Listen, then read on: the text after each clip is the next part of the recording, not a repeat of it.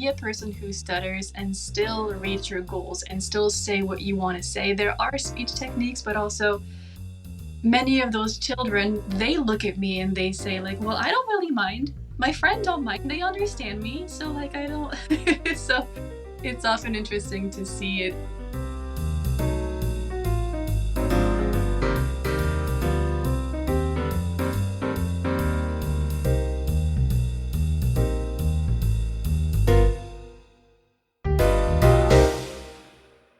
Welcome to Some Stutter Law, Newfoundland Labrador's first podcast about living with communication disorders. It is a production of the Communication Collaborative. My name is Greg O'Grady. I am a person who stutters and your host. Some Stutter Law aims to rebuild confidence and hope for people who live with communication differences by dismantling myths, stigma, stereotypes, and barriers. For more information about the Communication Collaborative or this podcast, you can find us at somestutterlaw.ca. If you only get from this podcast, we hope it's this. It's okay to stutter, and it's okay to communicate differently.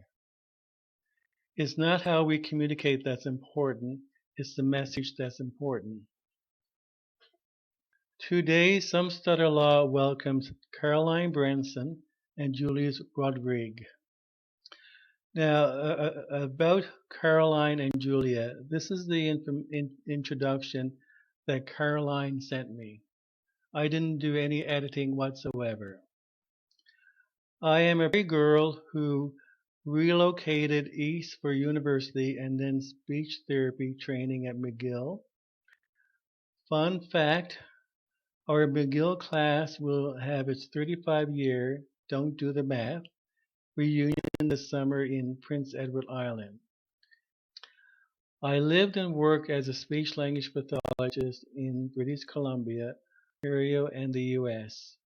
I've always worked with adults in the acute care hospital setting in rehab, including a brain injury program, and most recently as part of the ALS team. I began working with people who stutter in 2014, filling in for maternity leave. It turned out to be one of my favorite areas to work.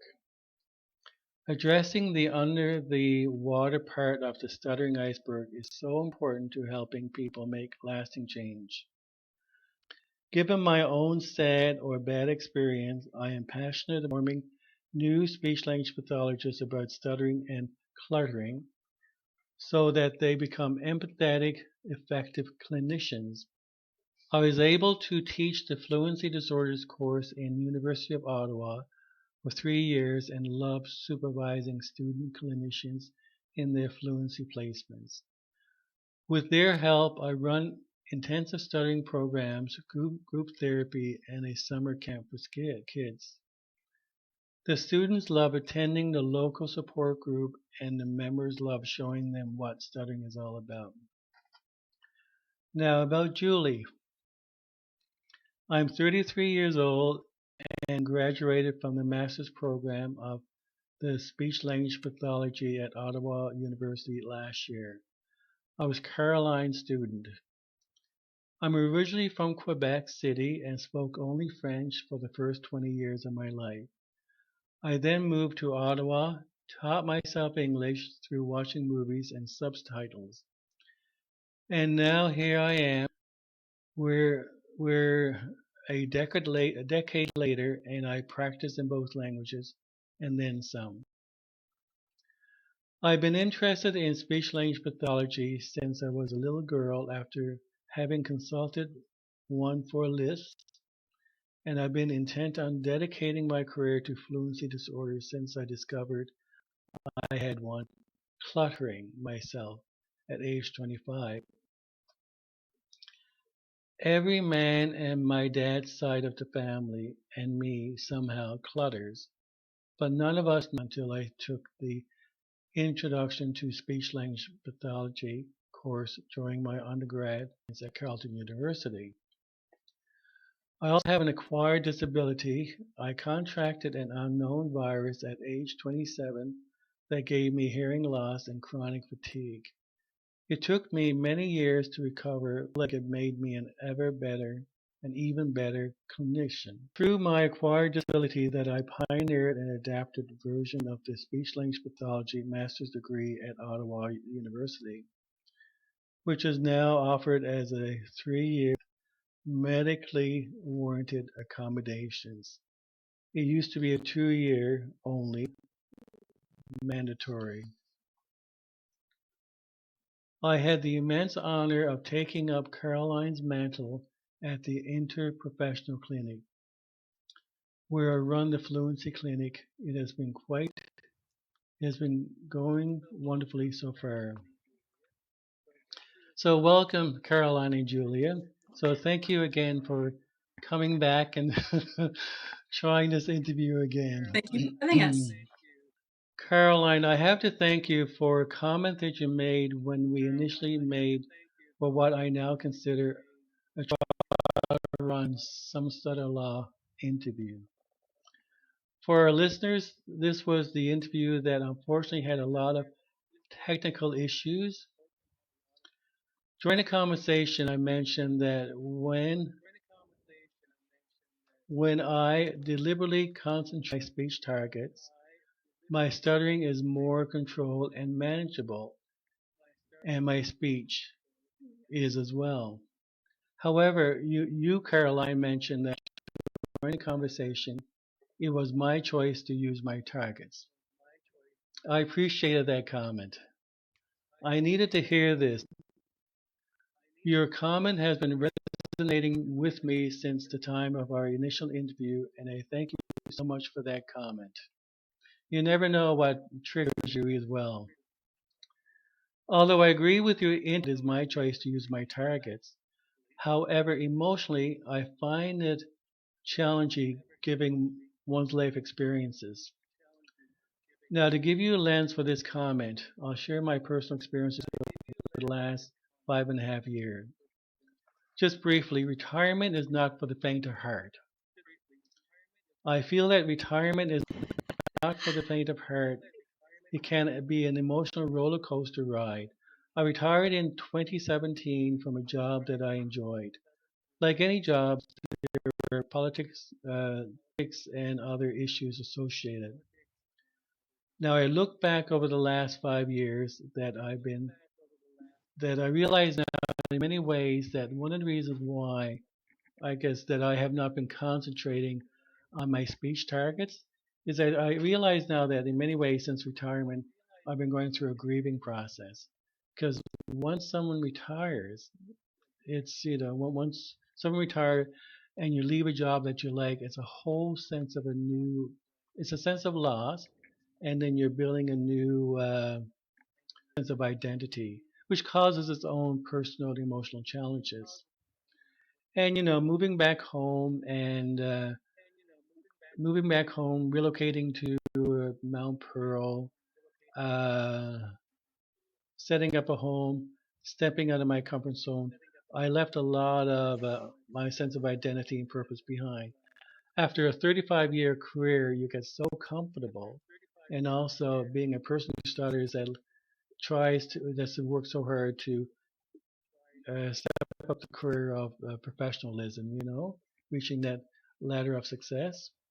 And then walking away from it, I realized that it's a sort of a grieving process, and it's like Elizabeth Kubler-Ross, the 5 stages of grieving. And I find that because of all the adjustment that I've been going through, to concentrate, something has to give. You only have so much energy.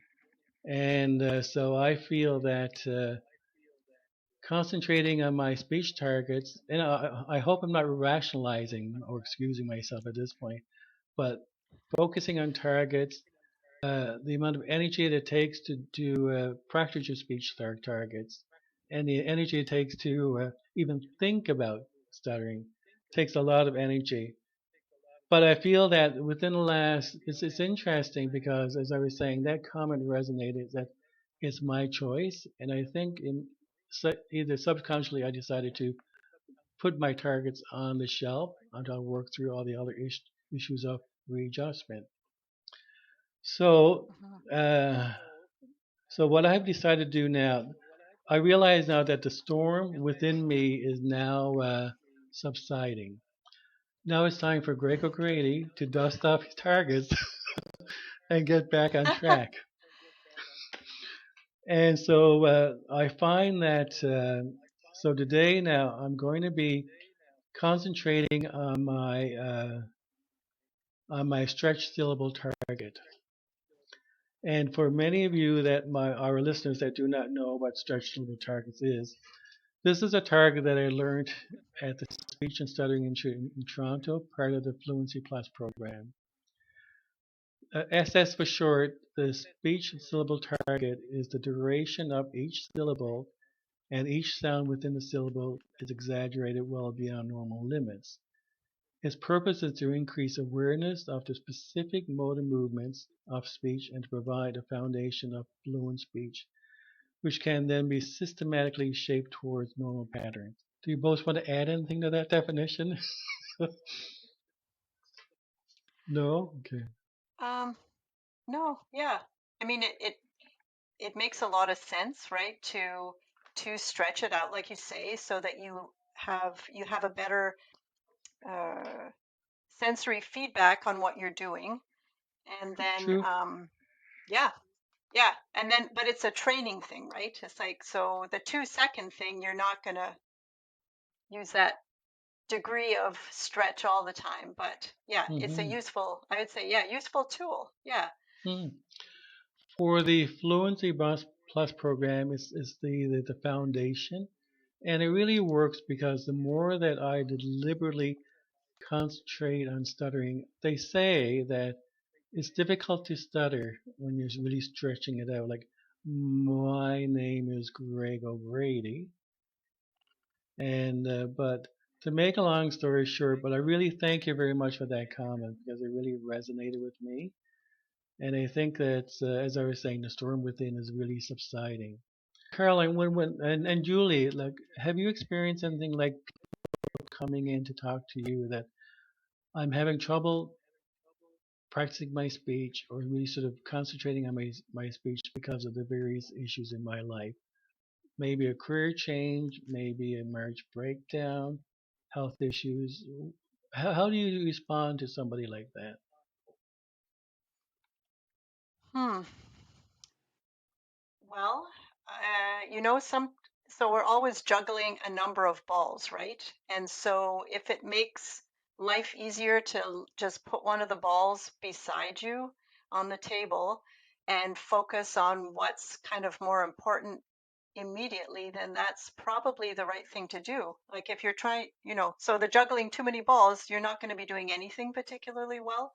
So there's different priorities at different times in your life. And so it's not that you're dropping it completely, you're just gently putting it aside and you're going to pick it up again when you feel like your capacity is greater. So, yeah, so there's no shame in that. I don't think it's like you're taking care of what's most Mm, important at that time. And yeah, I mean, those balls could mm, be anything in life, right? Yeah. true. Yeah, and I think it's really interesting when you're a person with a fluency disorder or any type of speaking difficulty. It can be a little hard to explain to people who don't have that how hard it is to have to live your life while thinking about not only what you're saying, but how you're saying it. Most people will just speak and they just have to worry about the other things. So a lot of us have to really focus on that. And again, Greg, like you said, it takes a lot of mental energy, lots of focus.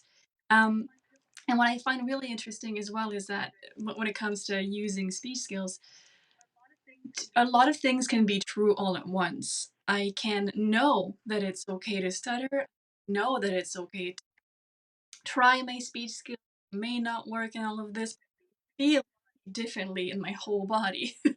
So even as when you go out there and you try to do your life and your speech skills all at the same time, even with the best intentions, sometimes it's hard to do speech. And if you the house and thinking, okay, today I'll do this. Other things happen and then your body reacts to it all. So there's a whole lot interfering. So all in all, I think any person who stutters, just trying your best at each little aspect is more than enough. Mm, thank you.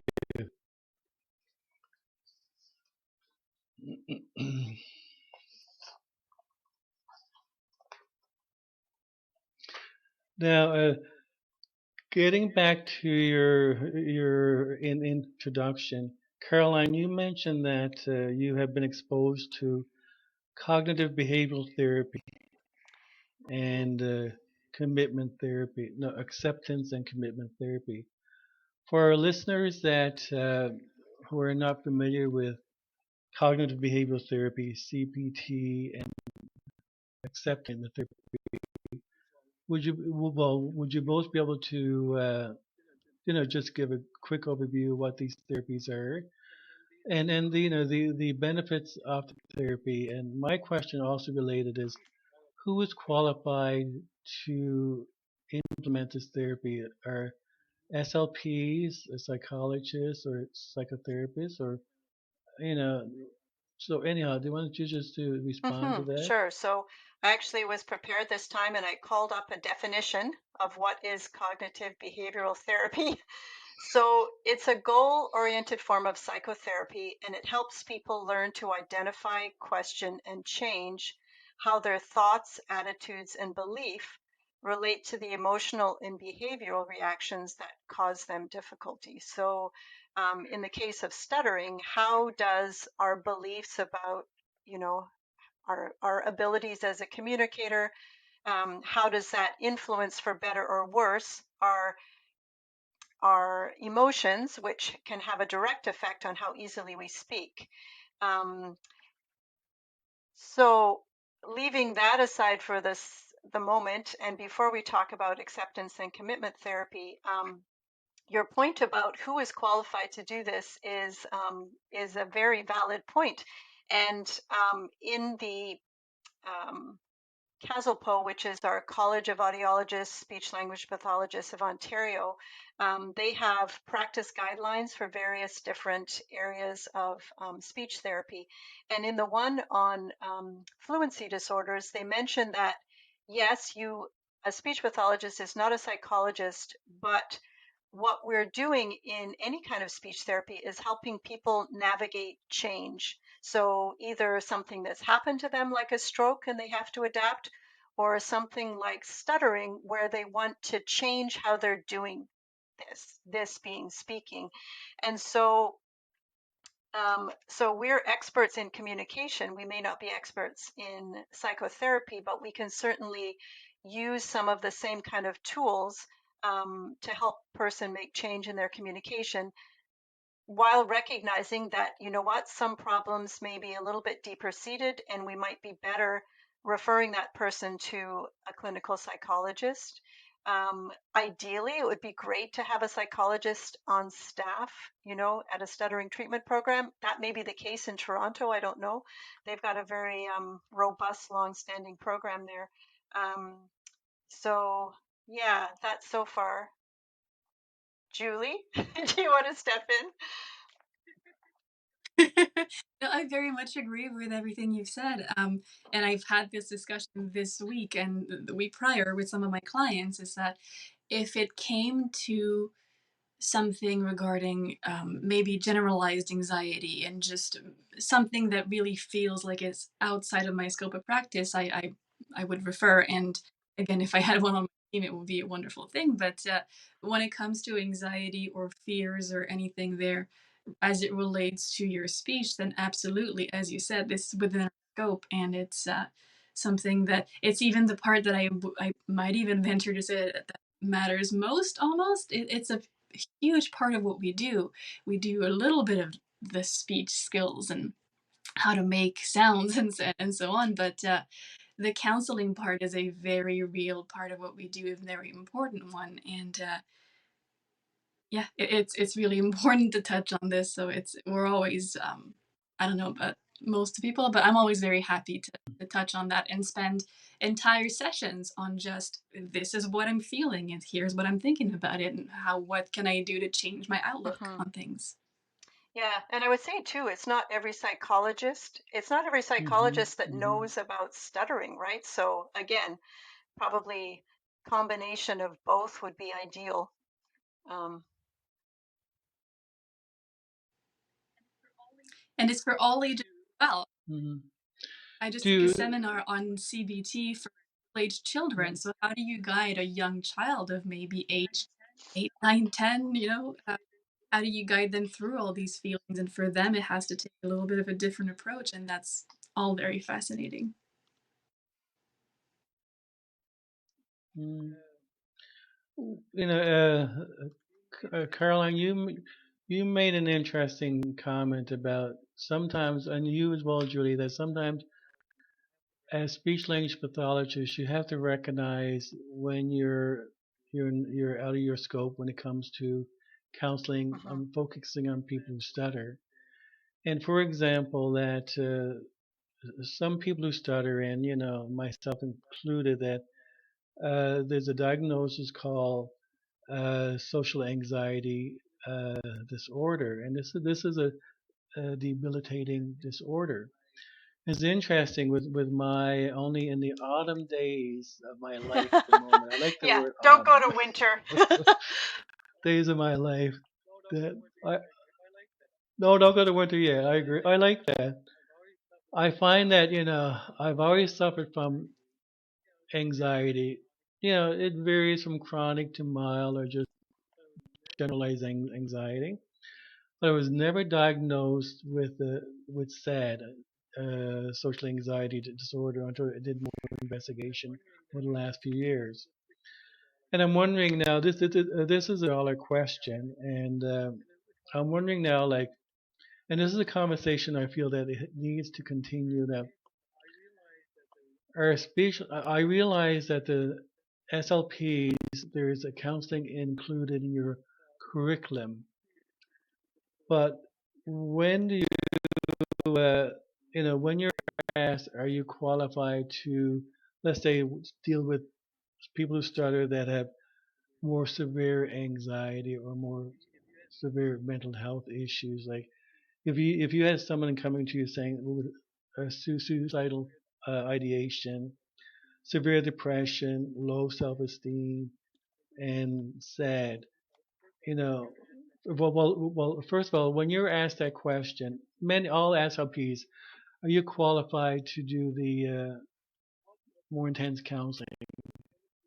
What would you respond? Yeah. And I'm not being mean or anything. So I'm we just didn't quite get curious. all of your question, Greg. So I'm going to take, because your audio is a little bit choppy, but I'm going to take a stab. And again, Julie, please jump Okay. in.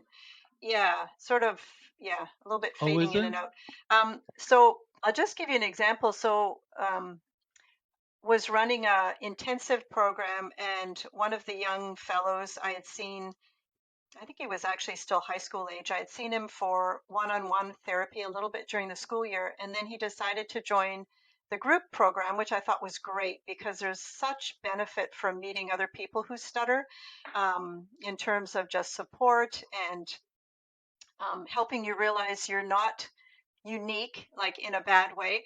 You are unique, but you're not alone. Maybe putting it that way.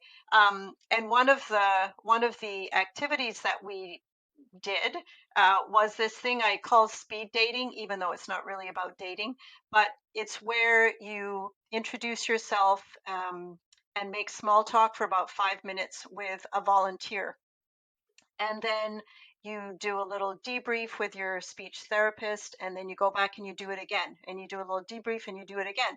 And so it's sort of like it's a form of desensitization, I guess. But this young fellow, he was getting more and more uncomfortable as the week went on, like leading up to this activity, and he finally just took himself out of it. And afterwards, his dad told me that, yeah, he had been diagnosed with a social anxiety disorder. And that was the first I'd heard of it. So I felt like, oh, well, that's too bad, because if it had been the case, we would have approached it very differently.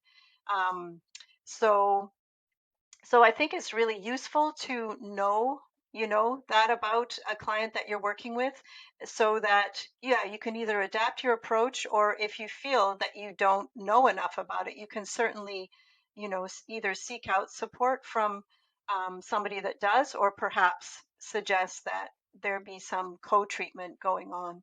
Or you know what, also, like, maybe, go and work on that for a bit and then come back when you are ready to work on your speech. So that's actually probably almost a better solution. Again, it's that juggling the balls, right? So let's work on this ball for now. And when you're feeling you've got that a little better handle on that, Mm-hmm. come back and we'll work on the other thing.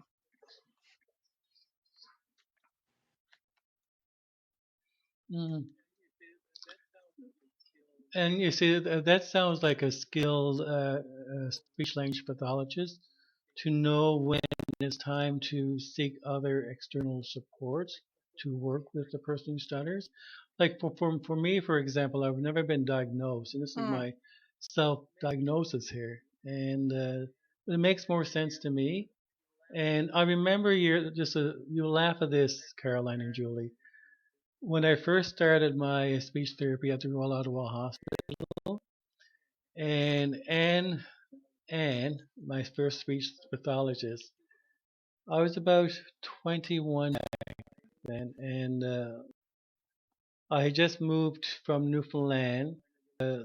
Went to join a religious order wow. called the Albites Mary Immaculate. It was like it was a pre-novitiate, and I had my severe stuttering. They were really questioning about whether or not they would let Wow. me stay or send me home, and I did not want to be sent home. So they set up the speech therapy appointment at the Royal Ottawa Hospital. I started to see Anne, but Anne had the insight enough, and I didn't appreciate it back then, to send me to a psychologist. And I've always had this sense of inferiority complex.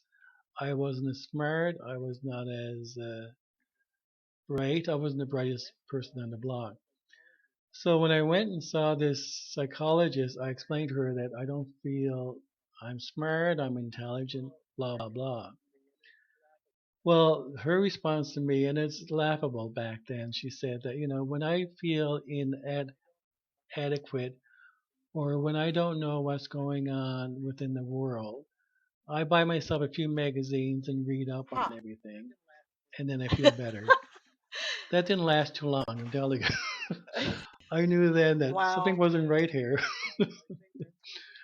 But anyhow, but I think that's the no disrespect to speech language pathologists, because if it wasn't for my past experiences, especially my past experiences with the Speech and Stuttering Institute, that I wouldn't Mm-hmm. be here, here today. Seriously, a lot of support. But these questions I've started to ask since gotten Mm-hmm. more involved within the stuttering community. They're hard questions, but I think there's questions that we need to keep on the lens, to bring them under the lens. Would you agree Definitely. with that?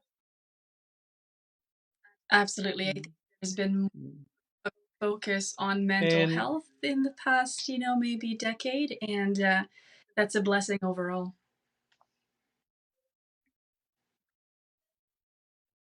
mhm, mhm. So, do you feel though that when you want to reach out for an external support, like a psychiatrist, do you have like a these professionals to refer to, or is it a struggle finding the appropriate person? And if so, does this partnership work with you and a Hmm. psychologist, a Yeah, that's a good psychiatrist? question. There's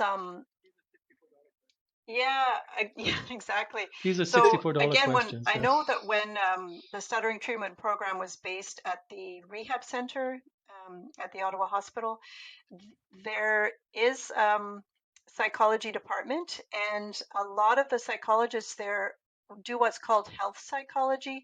So again, it's helping someone adjust to changes in their physical health, right? So maybe they've been diagnosed with progressive disorder that's going to cause them to lose more and more function, or maybe they had something catastrophic like a car accident, but now they can't walk. And so, like you were saying about the changes that come with retirement, Greg, sort of trying to develop a new sense of identity. I know they're really helpful with something like that. So whether or not you can get in to see somebody is another question, right? So, um, in the same way that speech therapy for stuttering should be covered by your provincial health insurance, seeing a psychologist also should. It's just such a good use of, I don't know, funds, for want of a better word, funds and time, right? Because it helps you become more functional and all that stuff. So, I'd Mm, say as a speech pathologist, you probably have to do a little bit of research on what's available in your area and maybe make some links with, um, some practices, psychology practices. And then how that gets paid for is a whole nother thing, right? Um, mm, The mm, interprofessionalism of our field mm, is what I've considered myself to be the most fortunate to be a part of, because at the Interprofessional Clinic of Pearly Health, I do work with other professionals. We have occupational therapy, we have physio and audiology, and all of those often connect. Now, for fluency, not always, but I've collaborated a whole lot more with occupational therapists than I thought I would. And I wish I had one here to speak better of that profession for me, but from what I can tell, they do a whole lot more than I thought, and they do help with mental health as well, and for especially with children as well, and emotional regulation and even sensory regulation if you're like me and you suddenly come up with something different in your senses. So I've had really the fortune to have those people to help me as well with the topic at hand and with resources and people to refer to and who to talk to. And so it's much more important than we think to get to know your other colleagues and professionals and see how they can help you. And so I'm always happy to help them and they, return the favor. hmm Yeah, I would say too, another profession that is qualified to do mm, counseling is social workers. And so not a lot, sometimes it's interpersonal dynamics that are part of a person's challenges, especially someone who stutters. Um, so that's another profession that can be very helpful. mm. See, my long-term vision is to establish a center for stuttering and speech in Newfoundland.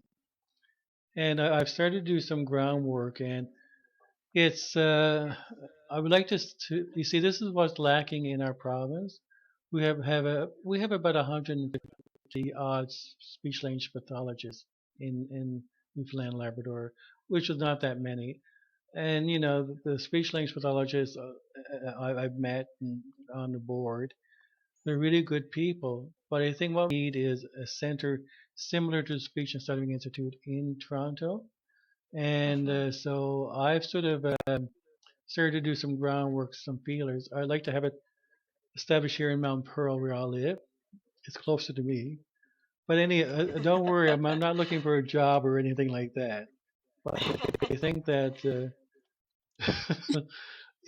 I feel it's a need. So what I would develop a draft discussion proposal, and I've called it the Bob Kroll Center for Stuttering and Speech after Kroll because Bob was a significant part of my life. But this is what we hmm need, and listening to you both, this is what we need. It's almost like the old African proverb: "It takes a village to raise a child." It really takes a Right. care team to work with a person who Mhm. stutters and our family. So hmm I think that the I'm not too sure about Ottawa or Toronto, but I think there's so much to learn about stuttering. It needs to be put out in the open more. It needs to be under the lens of government. And but anyhow, that's my long-term vision to establish a center. So I'm going to be quite That sounds busy. like a yeah, no kidding. Yeah, It's like that's quite the the new identity. That's fantastic. yeah. So, I was gonna say, there's your retirement process. oh, definitely, my God. Oh, no, I'm not bored in retirement. Far from it. And I think, to be honest with you, I think it's all meant to be. For example, I mean, I could have really stayed on to the city for a number of years, a lot more. But I think always Hmm. been an emotional roller coaster. It's part of the journey, and I have no regrets for Yeah, anything like that. But when it comes to the, as you were saying, Caroline, it's a new identity, and I think part of the grieving process, the loss, because people who start are bright people. We work hard, and when we make definite changes, that it takes it's a big adjustment, and but it's a good yeah, adjustment. But as long as we work through the emotional component, you know. yeah, yeah. And actually, you're making This, me think of go ahead. like opportunities come our way all the time, but we don't always see them as such, right? So, um, yeah, so for you, it's like seeing this need and deciding, oh, I'm going to jump into this, right? And you can sort of see the same thing about um, any opportunity for someone who stutters. So I can choose to see this as like, oh, well, so A, you may not recognize it as such, or you can say, oh, wow, I could never do that. Or you can see it as an opportunity to, yeah, to grow and learn. And yeah, it's not going to be necessarily fun all the time or easy, but definitely worthwhile. So, yeah, so that's one of those cognitive behavioral things Mm, about how you choose to see something. Um, and then that influences mm, your emotions regarding it, and then how easy it is or not to do. So, so one of my favorite examples along those lines is okay, so Julie and Greg, I got these free tickets. We're going to go skydiving. And no time to think about it. It's going to be this afternoon, okay? And so, so what are you feeling in your body when I say that, so say, I don't know, so say Julie is like, well, you're both probably like, oh my God, your heart rate just went up, and your mouth is dry and you've got butterflies in your stomach. And Julie's like, oh, I could never do that, and Greg's like, bring it on. And so the pardon me for like can't think of the word, attributing emotions to that you may or not feel. So the whole point though is the physical reaction is exactly the same whether or not you're experiencing excitement or fear. And so, how you interpret those physical feelings makes all the difference. So you can acknowledge, oh yeah, I'm mm, a little bit scared, but wow, this is going to be cool. I agree, and it's something I've heard recently as mm. well. Courageous people aren't courageous because they're never scared. They just do the things while scared. Hmm. And That's back right. to what you were saying earlier as well, I think hindsight is one of my favorite things to think about because uh, for the listeners who don't know, I had a very sudden hearing loss at age 27, and I've had to go through all kinds of grieving my old body because the hearing loss came with a lot of other things like fatigue, and just it affected my whole life. And so some people sometimes ask me, oh, if you could go back and re-choose elements of your life, would you not do the hearing loss, and would you not do the other condition I have, which is cluttering, the lesser known fluency disorder? And if you had asked me a few years ago, I might have said, like, oh, maybe. But now I'm thinking, no, no, no. At the time, this was hard, but I think it's made me such a better person overall and a better clinician, learning from that struggle and now being able to help people who struggle. So it's often it's hard in the moment, but then, yeah, if you do go skydiving, it was hard and you were scared, but you do it, you're like, "Oof, okay, look at me and this newfound courage and what I can affect your future." Well, now I'm saying this not knowing if I would go this afternoon to the sky. I think that I would. We have to challenge our fears, in other words. Definitely. I remember years ago, we used to vacation in Puerto Vallarta, Mexico, which is a beautiful spot to visit. And for years, I used to watch the par flying. Oh, The you're on a boat yeah, with a big and you're sail. strapped in, Yeah, you yeah, yeah, but you're hosted up with a parachute in the boat, and you go up thousands of feet, whatever, not thousands, but I said I would never do that because I do have fear of flying. But one day I did do it, and much like you're saying, Julia, and it's a sense of accomplishment to challenge our fears, to challenge our fears, and that takes a lot of courage, but it's the payoff is invaluable, invaluable. This is a great conversation. Thank you very much, ladies. you never know where it's going to go, right? Very true. I know. I think that's wonderful, wonderful. Now let's talk about the F word again. How's that? The fluency word. Do you think that I remember when I started therapy that I wanted to be fluent and I wanted to be fixed, which means my focus was on fluency. I wanted to just get rid of my stuttering. I just felt I had to be fixed. But I think that the fluency word, in many ways, have gotten a bad rap.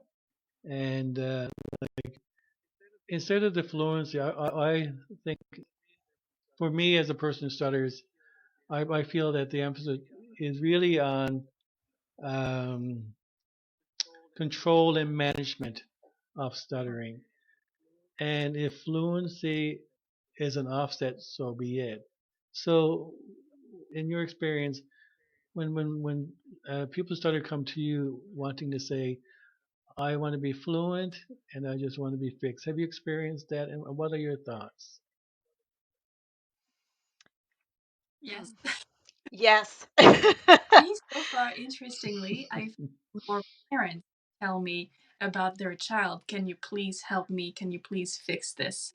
And I've had to do a lot of counseling regarding the fact that using the word fix implies that something's broken, and then it was probably somebody's fault that something was broken. Like if a vase is broken, it's because somebody knocked it over. That's not the case at all for fluency, and there's nothing that anyone did to make a child stutter typically. Um, so there's been a lot of counseling for parents for me lately about how there are some things, yes, that we can do to make ourselves a bit more fluent, but really the beauty of it all is to try to see how can we be functional about this, how you can be a person who stutters and still reach your goals and still say what you want to say. There are speech techniques, but also many of those children, they look at me and they say like, well, I don't really mind, my friend don't mind, they understand me, so like I don't so it's often interesting to see it. It's talking about that definition of fix versus broken and all of that. So Hmm. Hmm. Yeah, and I would say with adults, a useful way of looking at it is this um, spectrum of fluency versus spontaneity. So if you drew that as a sort of an XY axis thing, people might come to you where they're not able to speak easily, spontaneously, and they're not very fluent. And what they think they want is to be very fluent, which would be constant concentration about every sound that comes out of your mouth. However, that's sort of at the cost of fluency. But if you, yeah, if so, obviously some treatment on how you're producing speech can be really helpful. But if you can sort of let go of the idea of perfection, then you will be more spontaneous and also conversely more fluent. So it's yeah, I think I explained the diagram okay, but I don't know if my ultimate Hmm. goal is correct. But yeah, so 100% fluent, probably not realistic, and is it really necessary, right? So I think more productive to look at the things that you want to do that you think you can't do right now and examine, what's possible, And no fluent one or is not. Mm, fluent. No one can speak like Mm. they're Barack Obama, making this exquisitely very slow and thoughtful speech all the time. Like, and I think especially for me as a person who clutters, there's a time and a place.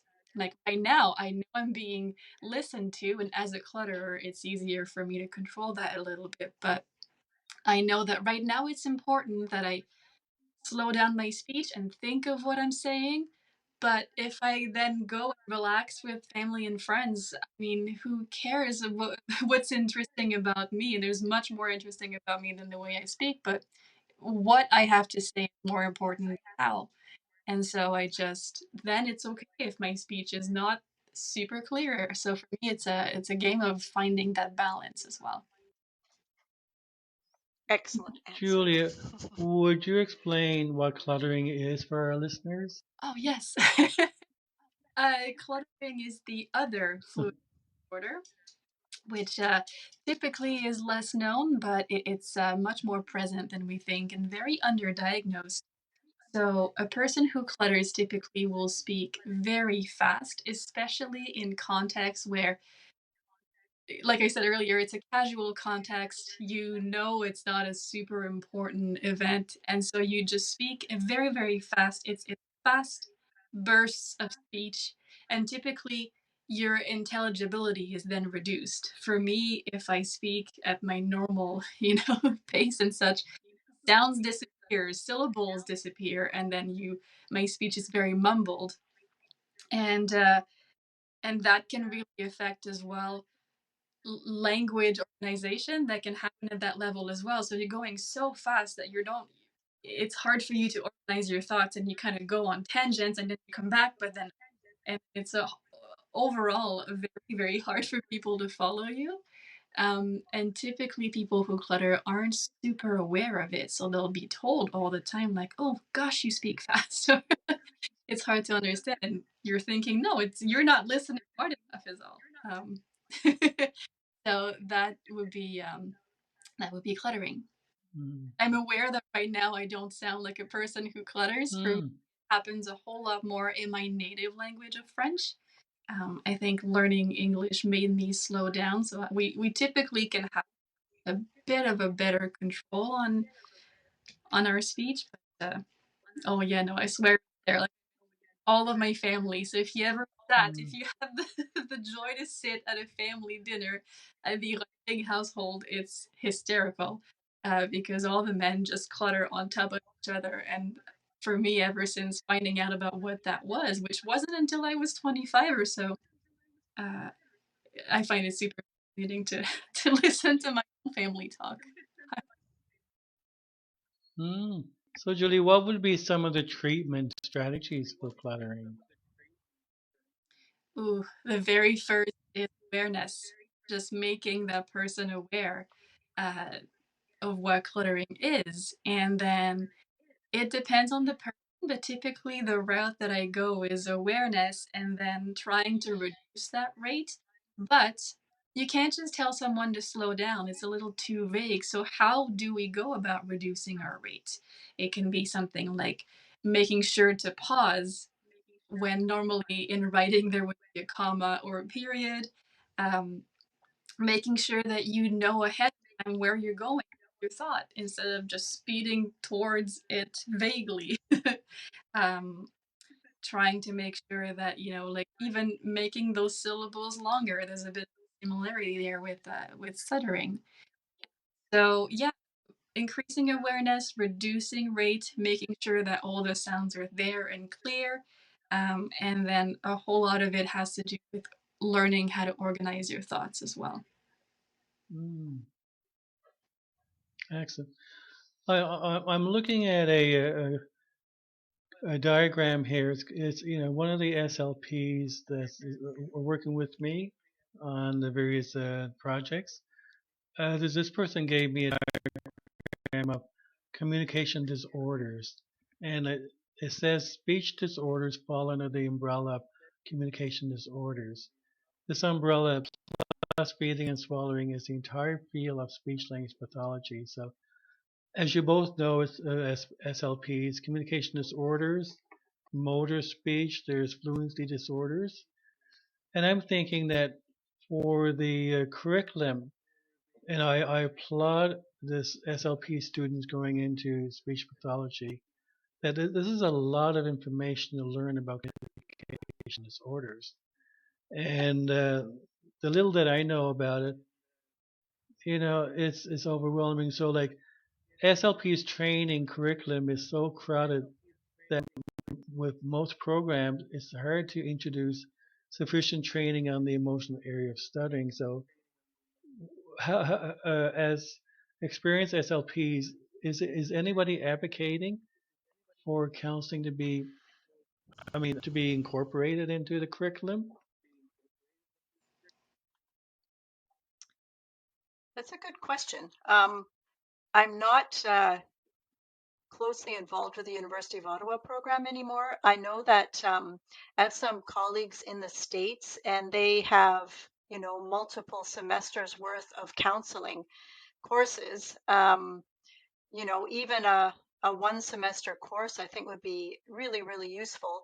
There are lots of ways that you can, continue to educate yourself about that kind of thing once you've graduated.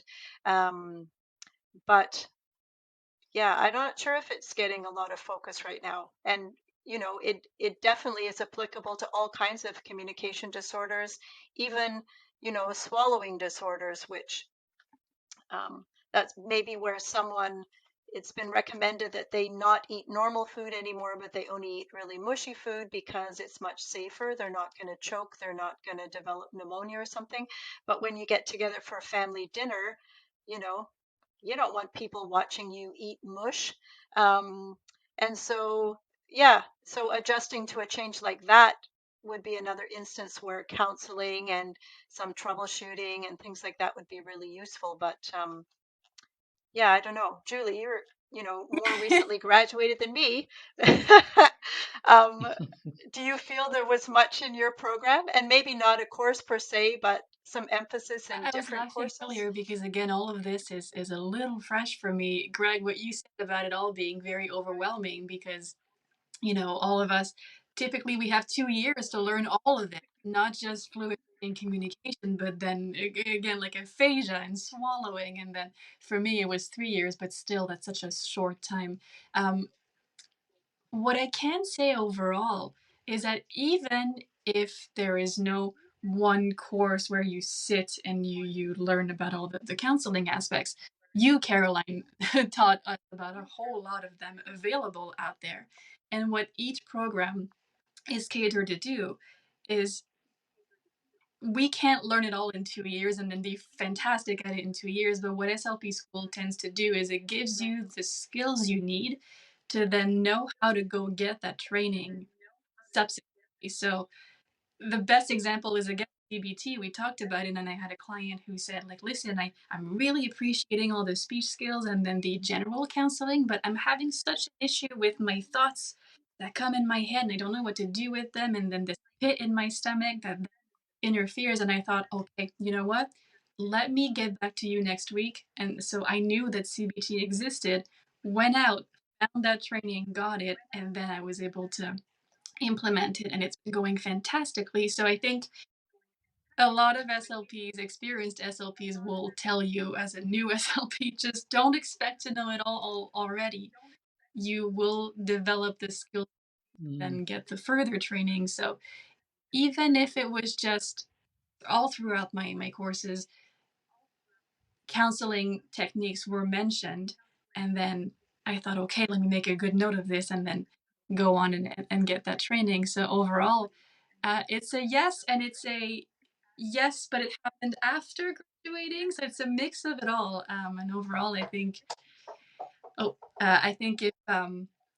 if something's missing, you can go get it, and maybe who knows in the future, maybe I'll be able to have an influence on programs and stuff. So Hmm. I was just thinking, listening to you both, have have have have both of you considered joining forces and developing a curriculum on counseling for stuttering? A Ooh, course on see, there's one of stuttering? those opportunities he's dangling in front of us. And do we recognize it and do we grab it? Um, that's well, you know what? I think, again, perhaps not right, not necessarily in a training program, but I would say the Canadian Stuttering Association is making big strides right now in trying to offer that kind of thing, right? So they've got a group going right now. I think it's an online support group with a social worker, and it's talking about social anxiety. I think I might be misquoting a little bit, but um, yeah, I mean it's a possibility to get involved in something like that. Um, Hmm. as a yeah, I as a Well, I leader mean, of this that group or so at least whatever. at least start the conversation anyhow. I strongly encourage you both to to continue this conversation. Oh, the conversation never ended. I met Caroline. She never stops hearing from me. Oh, it's great. It's Great, good to absolutely hear. great. Great. Yeah. And I'm thinking as well, like when you're talking about the insufficient training on counseling for people who stutter, but if you look at all the other speech disorders like articulation, apraxia. Now, my niece now, Ashley, her 3-year-old son has been diagnosed with apraxia, childhood apraxia. Mm, And so in an area mhm. like that, like this, I would see that there's such a counseling component need. And I'm just wondering, I think there may be deficits. Correct me if I'm wrong for the counseling in all these areas of various communication disorders. Yeah. I think we missed the last little bit there, but I would go back to what Julie was Sure. saying earlier with a parent who comes to you with a child who is not, and I'm saying this in air quotes, developing normally. And so, really talking to the parent about what are they're basically afraid for their child, right? And so what are these fears and are they founded and what can you do about them? And that's definitely counseling. I remember another article I read a long time ago about, I think it was entitled Welcome to Cincinnati. And it was about a parent well, a mother who was pregnant and she ended up having a child with some severe disabilities. But, the whole time she was pregnant, she was sort of planning this trip to Hawaii where everything was going to be sunny and beautiful. And then partway through the flight, they got redirected and she ended up landing in, I'm just making up Cincinnati, but it wasn't where she was expecting. And so, yeah, so there's a big reconciliation of what your expectations were and then what the reality is and how are you going to deal with that. And you definitely need help with Oh, that. to add to that, Um, I love these yeah. conversations because Hmm. they always Hmm. occur the day after something super relevant happens to me. I had a conversation today. This was a child who was just quote unquote diagnosed. And in Ontario, SLPs cannot diagnose, but we can say, oh, that looks like a duck and walks like a duck, with the cluttering. And mom was very, very concerned and very emotional that life was going to be extremely hard for her child. And we had this discussion with the child that, we asked him, like, have you had any mocking yet? Anyone make fun of you yet? And so far, so good. But I had a chat with mom about, well, this is something that you as a parent cannot really prevent the fact that your child, so at some point or another in his life, will have a bit of a hard time with something. We don't know what that is. Just being in high school for most of us can be like a very difficult time. And so parents can't really prevent those experiences, the difficulties, the hardships, and to some extent, some suffering. And I know my own mother was trying very hard to make sure nothing would touch me as a kid. But then at some point, what's a skill to teach? Brilliant. How will your child be able to cope and deal with all of this and take it and making it into a transformative experience to be a bit stronger next time? And I completely forget where we were going with this, but this is something that is clutter Well, it sounds good, all over Julia. the place, but uh, all very important things to consider. Even when stuff That's happens, okay. I'm thinking that what we've talked about today, we could easily home various themes and come back together again to have various conversations. Perhaps you both may be interested in doing a series on some stutter law. uh, On various themes. Yeah, Would that interest you? if you started sure. talking about Yeah. fluency, it could be hours. I have to have people stop me once in a while. I'm working on her intake. Yep. Letting Well, hmm? Yeah. Well, I made a commitment and I failed on my commitment. I said the next time that we would meet that we would I'll try to keep it to 1 hour. I've gone beyond that, and I have a lot of questions to answer. But are you okay to continue for 1 or 2 more yeah, minutes? Or Sure. Yep. Yep. a question for you? Have you both as SLPs had experiences treating clients who are LGBTQI plus and people of color, indigenous, and um, people of color, indigenous, uh, various ethnic groups, and how does that impact treatment? I feel it does impact treatment when you're dealing with other issues like being gay and a person who stutters. Have you had an experience treating with people like that? Um, so, Greg, did you? Hmm, I don't know if I can mention names online. Um, there was someone who I know went through uh, the stuttering treatment program at the Royal Ottawa in the 1970s. And when I met them in the 2010s, they were trans and they were about to undergo their surgery. Um, and so that person was a person who stuttered, and they were also one of the most eloquent people I've ever met.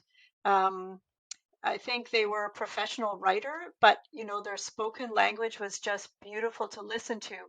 Um, and where am I going with this? So I think the stuttering stuff, learning to learning to become a confident speaker, I think helped that person to then go ahead with the whole living as the other sex thing and pursuing becoming who they really were.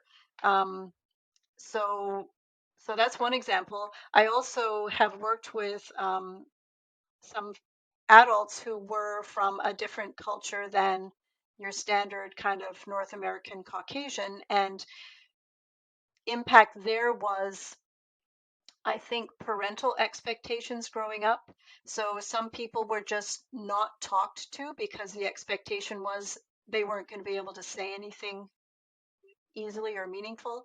Um, which would have a horrible effect, obviously, on someone growing up.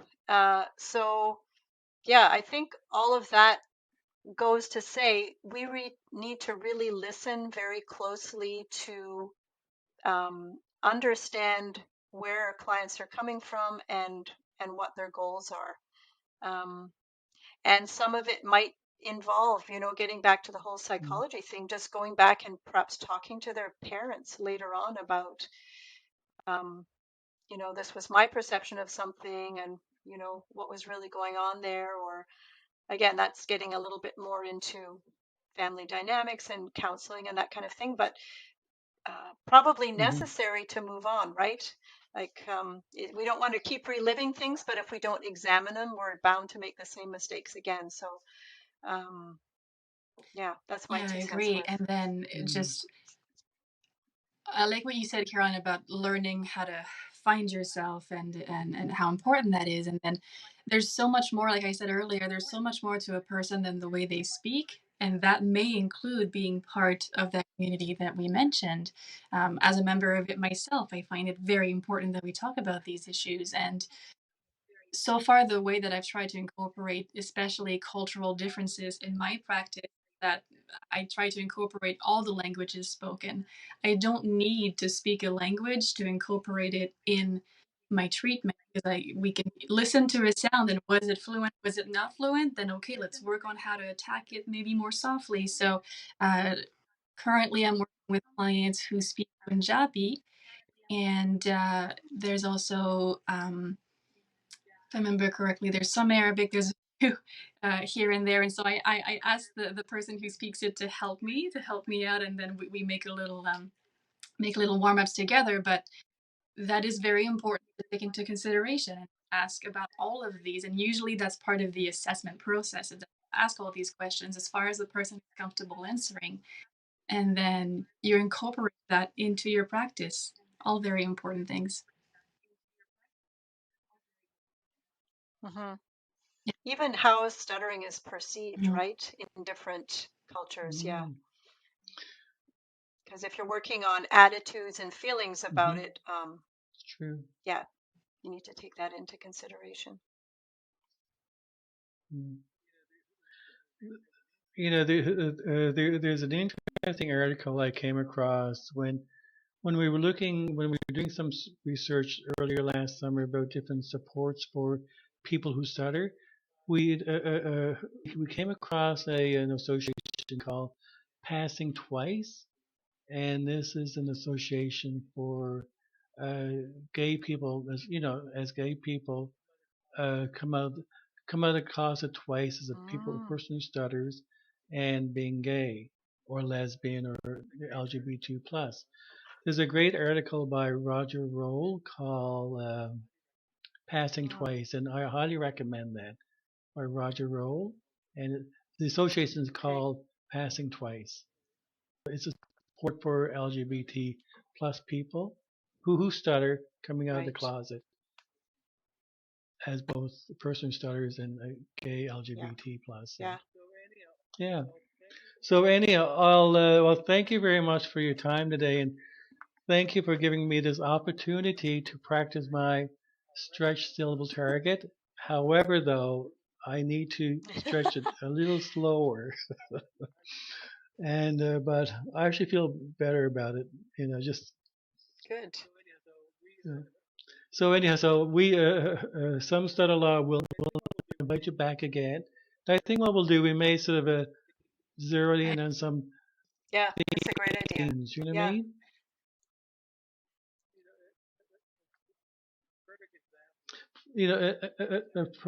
A perfect example is one question I was going to ask you, but we'll leave that for the next time.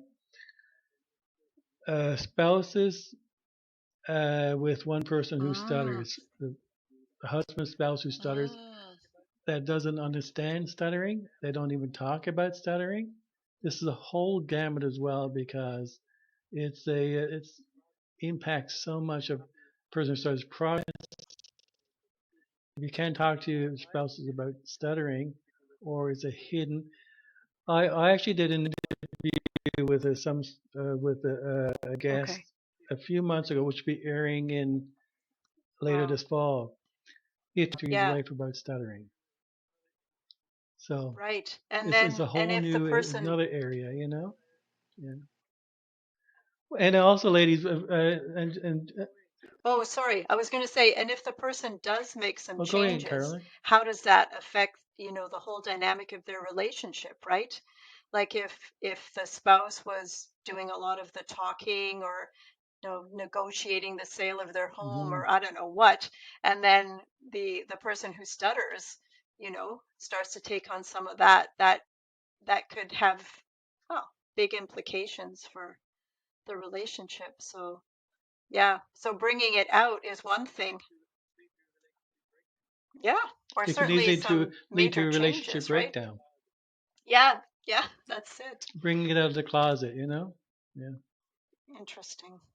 So much to talk about. And also, ladies, the next time we meet, feel free to ask me questions as well. Hmm. You know, I have broad shoulders. At least I think I do.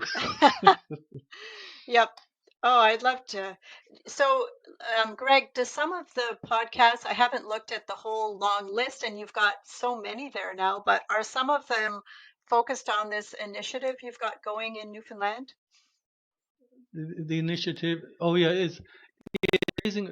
I mean, when all is said and done now, for the some stutter law, we're trying to raise awareness and support not only people who stutter, but people with living with other communication Okay. disorders, and just bringing that to the light. And plus, we also have the Newfoundland Labrador Stuttering Association, which is focused on Hmm. stuttering.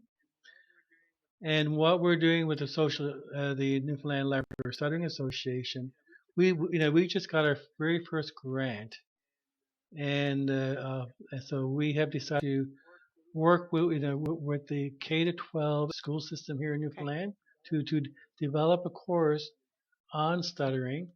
It's called an Open Educational Okay. Resource in Stuttering. We had our first meeting this week with a school representative. It was excellent. So we're really excited about that. So we're Yeah. trying to build awareness within Newfoundland of stuttering and communication disorders. Fantastic. And we're working closely with the Professor Paul De Decker. He's an Hmm. associate professor of linguistics at MUN, Hmm. and Paul is actively involved and supportive with us in all areas. And we also sent out surveys, 4 surveys last year, and they're still alive and well. And it's to we surveys we developed for people who stutter, educators, parents and caregivers, and speech Yeah. language pathologists. So we're trying to gather data on of the barriers to access to treatment and this is for stuttering and what needs to be implemented. So there's a number of initiatives Yeah. going on. Yeah. Have I answered your question, Caroline? I'm not Yeah. so sure. No. Yeah. Very impressive. And important. Yes. Yeah.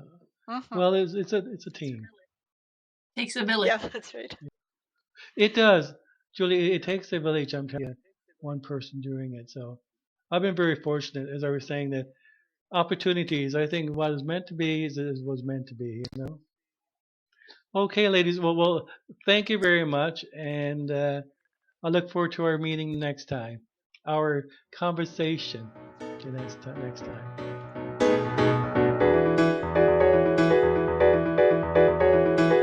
Some Stutterla is hosted by Greg O'Grady.